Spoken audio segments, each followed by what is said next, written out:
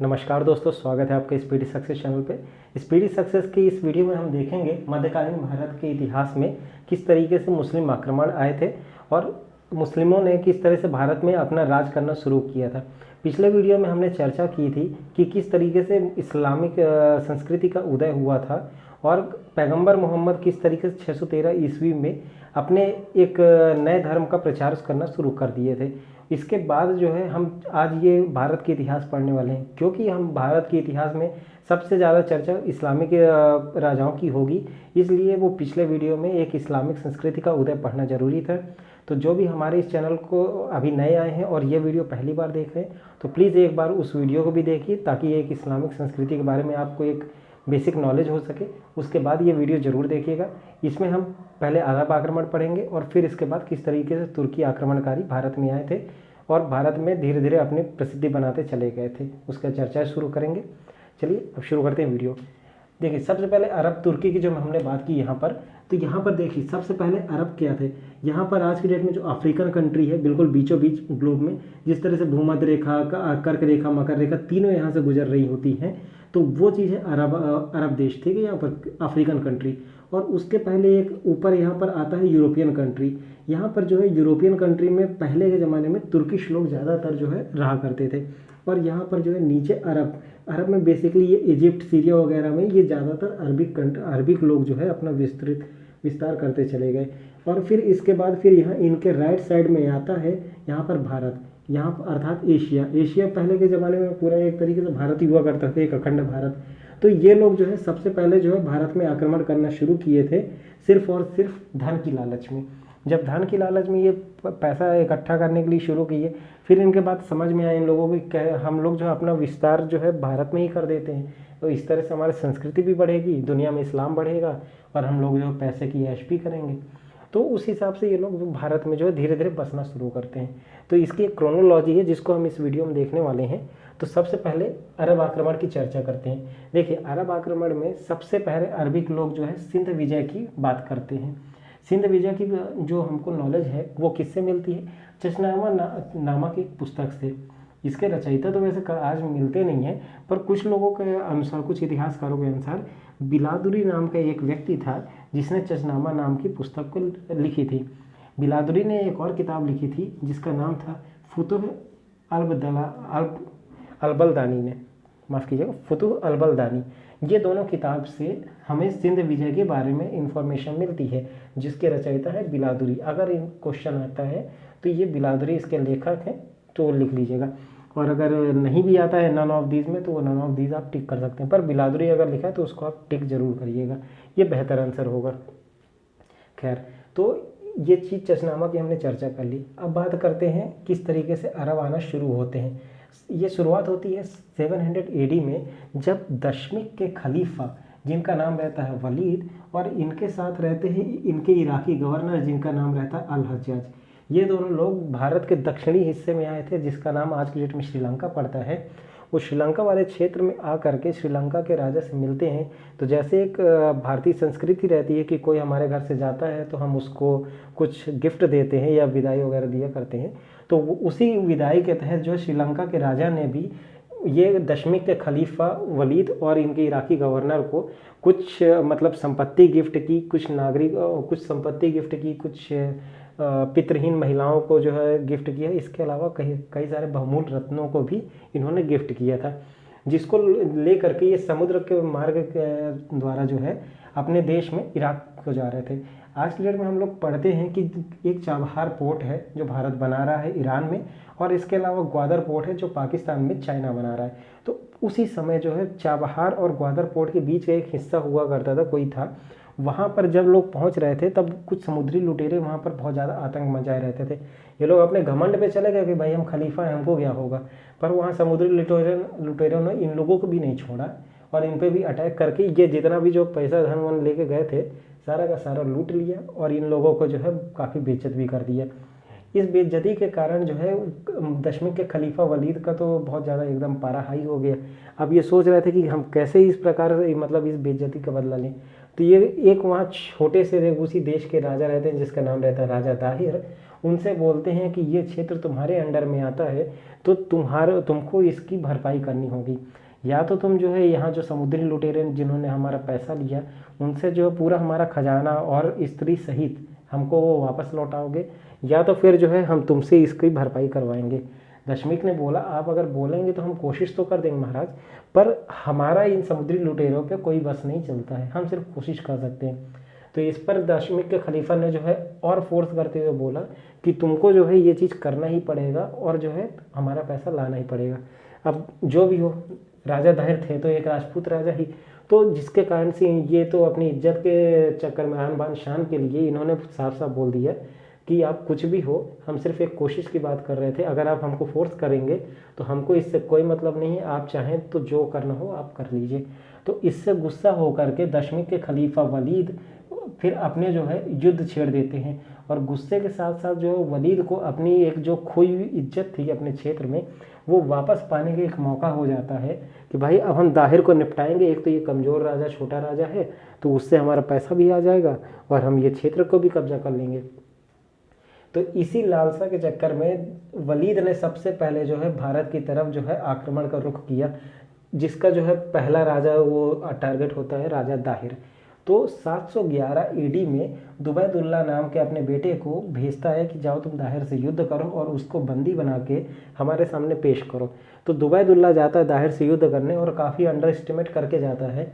तो उसके under estimation का जो है नुकसान ये हो जाता है कि दाहिर जो है बड़े ही आसानी से दुबैदुल्ला को परास्त करता है और उसको मार देता है। इससे वलीद का इज्जत बहुत ज़्यादा डूब जाता है। अब वलीद क्या करते हैं कि भाई अब तो हमको ज़रूरत है कि इसको निपटाना ही है, तो बुदैला को जो बोलते हैं कि जाओ तुम जिंदा या मुर्दा राजा दाहिर को लेकर के आओ। तो जब ये बुदैला जाता है तो ये काफ़ी अलर्ट होकर के जाता है। अब दाहिर को भी अब तक पता लग जाता है कि इनकी जो है युद्ध नीति क्या होती है। दाहिर अब की बार और ज़्यादा तगड़े से रेडी रहता है, बुदैला के अटैक करते ही और भी ज़्यादा आसानी से बुदैला को जा कर के हरा देता है और मार देता है। अब तक की स्थिति ऐसी रही कि जो राजा दाहिर है, ये राजा दाहिर भी काफ़ी सारा धन के खर्च में जो है ये कमज़ोर पड़ जाता है। छोटा तो राजा था ही, छोटे मतलब देश का। तो आज की डेट में भी अगर जो होता है तो कोई भी राजा मतलब युद्ध होता है देश में तो कितना सारा खर्च हो जाता है। कहते हैं वो देश जो 10 साल पीछे चला जाता है अपनी स्थिति से। तो उस समय इनकी क्या स्थिति रही होगी। और ये काफ़ी उदार और महान राजा हुआ करते थे अपने क्षेत्र के, जो अपने क्षेत्र के नागरिकों की काफ़ी रक्षा के लिए चिंतन करते रहते थे। फॉर एग्ज़ाम्पल कि जब जो है इसके बाद जो है दाहिर को पता लग गया कि जो है वलीद जो है अब जो दोनों बेटे मर चुके हैं, लेकिन फिर भी सिक्योरिटी पर्पज़ से अपने दोनों बेटियों को उनके जो राजा दाहिर के जो 4 किले रहते हैं, 4 किले में से सबसे फ्रंट किला जो अरब के सामने आता है उसमें स्वयं रक्षा किए और अपने बाकी बेटियों को और अपनी वाइफ को जो है भेज दिए कि जाके आप बाकी किलों की रक्षा प्रारंभ कीजिए। ये होता है एक राजपूताना और एक हिंदू राजा का जो है हिम्मत कि भाई हम लड़ लेंगे पर जो है हार नहीं मानेंगे। उसी का एक एग्जांपल देते हैं। चाहते तो ये लोग जो है अपने ये पंजाब प्रांत में इनसे जब मैत्री संबंध रहते हैं ये पंजाब के लिए निकल सकते थे, लेकिन इनका प्रथम टारगेट ये था कि जो हमारे नागरिक हैं, नागरिक को दाहिर जो है अपने जो है जो रोबरो वाला क्षेत्र रहता है वहाँ से सभी नागरिक को निकाल के लेकर के बाकी किले में इनको शरण दिलवाने की पूरा प्रयत्न रहता है। आज की डेट में जो शरणार्थी वगैरह जो इधर उधर जाते हैं वो चीज़ इनको करवा रहे थे, क्योंकि दाहिर को पता था एक आक्रमण और होने वाला है। तो अब जो वलीद का जो दोनों बेटे मर गए, अब क्या होता है, अब आता है इनका गवर्नर अल हज्जाज। अल हज्जाज आता है वलीद के पास, बोलते हैं मतलब खलीफा साहब आप जो है मतलब आपके तो दोनों बेटे मर गए, आपका इज्जत भी गया, अब आप क्या करिए, अब मेरे भतीजे को भेजिए ताकि जो है मेरा भतीजा जो है दाहिर को मार सकेगा। तो वलीद सोचता है जो मेरे बेटे नहीं कर सके ये क्या करेगा। फिर भी जो है वलीद जो है इनको जो है अल हज्जाज को बोलते हैं कि ठीक है तुम अपने भतीजे को भेज सकते हो। तो फिर इसके बाद जा कर के 712 ईडी में अल हज्जाज अपने भतीजे मोहम्मद बिन कासिम, ये भतीजा और उनका दामाद दोनों होता है। क्या रहता है, अल हज्जाज का कोई बेटा तो रहता नहीं, एक बेटी रहती है, और अल हज्जाज का जो है ये मतलब सेनापति रहता है उस छोटी टुकड़ी का। तो सोचता है कि मोहम्मद बिन कासिम को शादी करवा दें क्योंकि ये सेकंड मोस्ट पावरफुल है उसके क्षेत्र का, तो इसी को राजा बना दिया जाएगा। तो मोहम्मद बिन कासिम को जो है अल हज्जाज ने जो है अपना भेज दिया, ये भतीजा रहता है और सेना का नेतृत्व करके फिर जाके पहुंचता है दाहिर के सामने और दाहिर से युद्ध करता है, जिस युद्ध को कहा जाता है रोबरों का युद्ध। और रोबरों के युद्ध में पहली बार जो है किसी इस्लामिक देश, अरबी या फिर मुस्लिम देश ने भारत पे आक्रमण किया और जीत की। अगर क्वेश्चन आएगा भारत में पहला अरबी आक्रमण या फिर पहला सफल मुस्लिम आक्रमण कौन सा था, तो ये रोबरों का युद्ध था, जिसको मोहम्मद बिन कासिम 712 एडी में दाहिर के विरुद्ध लड़ा था। ठीक, अब इस युद्ध में विजेता के बाद जो है मोहम्मद बिन कासिम यहाँ के क्षेत्र में एक बंदरगाह होता है जिसका नाम रहता है देवल बंदरगाह, जो भी इस समय जो है बंदरगाह से ही पूरे दुनिया का ट्रेड होता था, इसलिए मोहम्मद बिन कासिम ने इस बंदरगाह को भी हड़प लिया और पूरा जो है अपना जो है अरबी लोगों का जो है पूरा प्रभुत्व बनाना शुरू कर दिया। थोड़ा सा मोहम्मद बिन कासिम के अलावा और बता देता हूँ एक बार, मोहम्मद बिन कासिम अल हज्जाज का भतीजा था जो बाद में इसका दामाद बना था और ये पहला अरबी भारत आक्रमण में, मतलब पहला सफल अरबी मुस्लिम आक्रमण को जो है यही अंजाम देता है। यही फिर राजा दाहिर को मारने के बाद उसके परिवार की संपत्ति, उसके परिवार को, संपत्ति को, नागरिकों को, सबको बंदी बना करके ले जाके अरब के राजा के सामने पेश करता है, जिसके बाद यातनाएं देते हैं और जानते ही हम लोग कि क्या होता था पहले। तो उसके बाद ये पूरा चैप्टर एक क्लोज होता है। अब सेकंड लेवल पे आते हैं हम तुर्की आक्रमण पे। देखिए सबसे पहले बता दें कि यहाँ पर जो तुर्की आक्रमण, अगर जो क्वेश्चन आता है भारत में मुस्लिम सत्ता की स्थापना किसने की, तो ये अरब ने नहीं, ये तुर्कियों ने की थी। क्यों? सॉरी, तो ये तुर्कियों ने इसलिए ऐसे की थी कि जो अरब लोग आते थे ये भारत में आ करके पूरा जो प्रॉपर्टी है, पैसा है, सब लोग लूट करके फिर वापस अरब चले जाते थे, यहाँ क्षेत्र में रुकने का कोशिश नहीं करते थे। पर जो ये तुर्किश लोग थे, ये तुर्किश लोग जो है सबसे पहले ये सोचे कि भाई हम यहीं पर आएंगे, यहीं पर आक्रमण करके रहेंगे, धन का लाभ उठाएंगे और अपनी स्थापना करेंगे।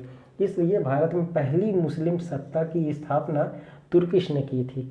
अब तुर्कों में ये कौन सा राजा, कौन आदमी रहता है जो स्थापना करता है? ये स्थापना करता है महमूद गजनवी, जो यामनी वंश का राजा रहता है। इसके बारे में पहले आपको बता देता हूँ। ये जो है एक गजनवी वंश रहता है, गजनवी नाम का एक प्रांत रहता है, वहाँ पर गजनवी वंश का जो है एक विस्तार शुरू होता है और गजनवी वंश का संस्थापक होता है अलबतगीन। अलबतगीन का कोई बेटा नहीं रहता, सिर्फ बेटी रहती है, वही अल हज्जाज के जैसे ही। तो इसकी एक सिर्फ बेटी रहती है, वो अपनी बेटी की शादी अपने दामाद एक अपने सेनापति सुबुक्तगीन से करता है, जो बाद में इसका दामाद बन जाता है। अब अलबतगीन की बेटी और ये दामाद के जो मतलब एक पुत्र होता है, जिस पुत्र का नाम रहता है मोहम्मद गजनवी। ये अपने नाम के आगे गजनवी शब्द इसलिए जोड़ता है क्योंकि इसके नाना गजनवी वंश के संस्थापक वो करते हैं और मोहम्मद गजनवी जानता है कि मैं अपने वंश का अगला उत्तराधिकारी होने वाला हूँ, तो इसलिए सुबुक्तगीन ने अपने बेटे के नाम के आगे गजनवी वंश लगा दिया ताकि आसानी से ये राज कर सके, कोई दिक्कत ना हो। बाकी ये रहता यामनी वंश का ही है। अगर बात करेंगे इसके डेट ऑफ बर्थ की, तो इसका डेट ऑफ बर्थ है 1 नवंबर 971। 1 नवंबर आज की डेट में कई सारे राज्यों का स्थापना दिवस होता है, जैसे मध्य प्रदेश, छत्तीसगढ़ वगैरह है, ये होता है। पर ये डेट ऑफ बर्थ इतना याद रखना इंपॉर्टेंट नहीं है। अगली बात करते हैं, तो जिस तरीके से हमने बताया कि आगे जाके ये राजा बनना है, ठीक उसी तरह से हुआ और 27 वर्ष की आयु में जब इसके पिताजी जो है वो मृत्यु हुई इसके पिता की, तब जाकर के फिर ये गद्दी संभाला और फिर जाकर के बगदाद के खलीफा से मिला। और बगदाद के खलीफा का नाम क्या था? अल कादिर बिल्ला। तो अल कादिर बिल्ला से जाकर के मिला और अल कादिर बिल्ला ने इसको यमीनुद्दौला या फिर यमीनुद मिल्ला ये उपाधियों को प्रदान करता है। और ये उपाधि लेने के बाद जो है ये महमूद गजनवी सीधे सीधे जो है कसम खाता है कि अब मैं अपने जीवन भर हर साल भारत पे आक्रमण करूंगा और उस क्षेत्र को लूटूंगा। ठीक, ये अब जो है आक्रमण करने के लिए अब रेडी होता है। और इसका पहला आक्रमण कब होता है? सन 1000 एडी में पहला आक्रमण इसके भारत के सीमावर्ती क्षेत्रों में होता है, छोटे मोटे गाँव को लूटता है और वापस चला जाता है। सेकंड आक्रमण इसका 1001 एडी में होता है, जब ये राजा जयपाल से युद्ध करता है और राजा जयपाल को जो है छल से हराता है, जिससे दुखी होकर राजा जयपाल खुद चिता बनाते हैं और उसी चिता में अपनी आहुति दे देते हैं, केवल और केवल शर्म के कारण कि मैं इसके छल से हार गया। बाकी जो है अदरवाइज जो है राजा जयपाल जीत ही रहते। वो डिटेल्स तो खैर हम बाद में वीडियो में चर्चा करेंगे। तो जयपाल हार जाते हैं, और जयपाल जब हारते हैं तब जो है मोहम्मद गजनवी यहाँ पर जो है, यहाँ बैहिंद नाम का क्षेत्र रहता है, इस क्षेत्र को अपनी राजधानी बनाते हैं। ये बैहिंद क्षेत्र वर्तमान में जो पाकिस्तान का पेशावर है, पेशावर के करीब ही ये बैहिंद क्षेत्र आता है। ठीक, अब जो है मोहम्मद गजनवी के कुछ जो है प्रमुख आक्रमण होते हैं भारत में, जिसमें से एक आक्रमण ये होता है 1018 एडी में।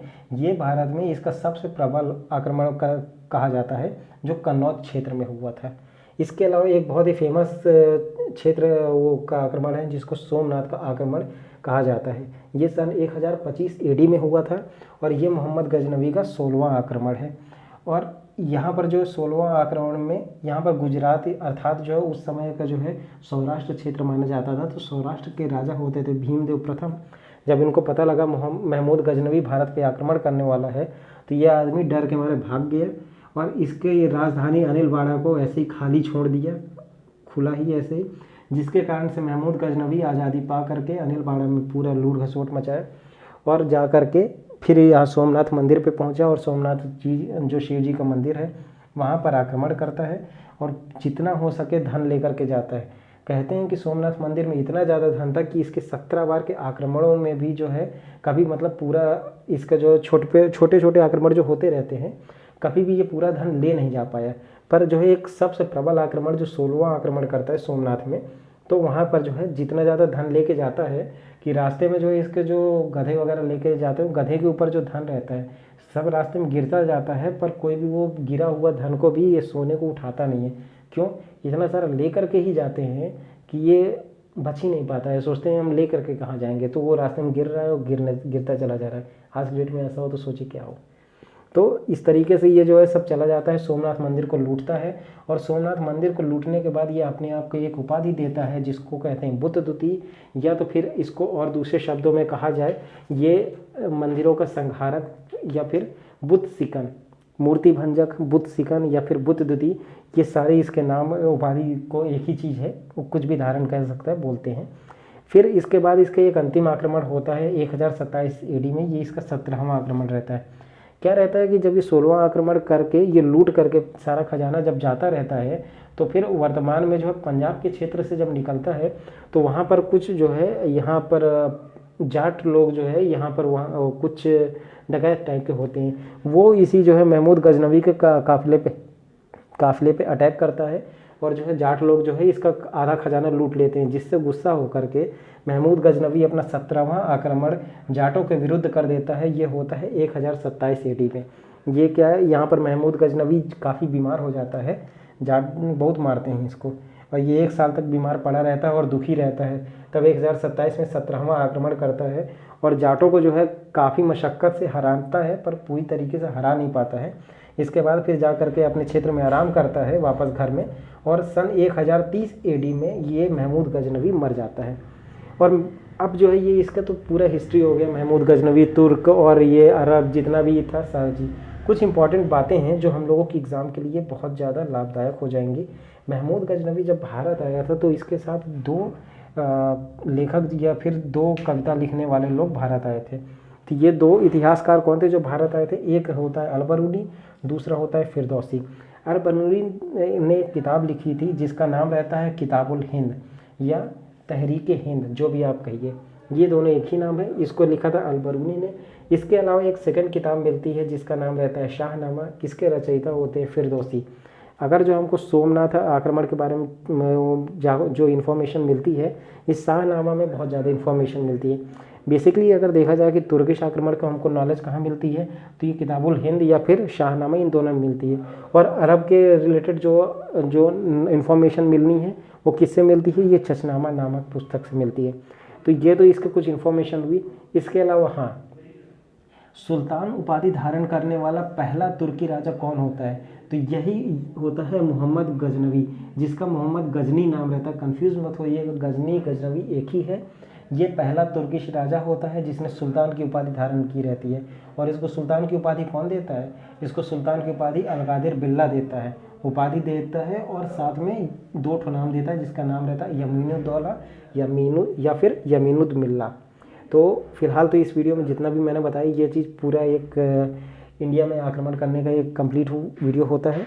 तो अगर ये वीडियो चलिए आपको पसंद आया तो प्लीज़ वीडियो को लाइक कीजिएगा, चैनल को सब्सक्राइब कीजिएगा और अपने दोस्तों के साथ शेयर कीजिएगा। हम अगले वीडियो में जल्दी ही मिलते हैं कि किस तरीके से फिर मोहम्मद गौरी भारत आता है और भारत पे अब वो आक्रमण शुरू करता है, तराइन का युद्ध कैसे होता है, पृथ्वीराज चौहान को कैसे वो छल से हराता है। भारत में जितने भी राजा हारे हैं मैक्सिमम लोग जो छल से ही हार गए हैं। कुछ हो गया ये नपुंसक रहते हैं या भीमदेव प्रथम जैसे, खैर वो सब बात की चर्चाएँ हैं। तो अगले वीडियो में हम दोबारा मिलते हैं, तब तक के लिए धन्यवाद और जय हिंद।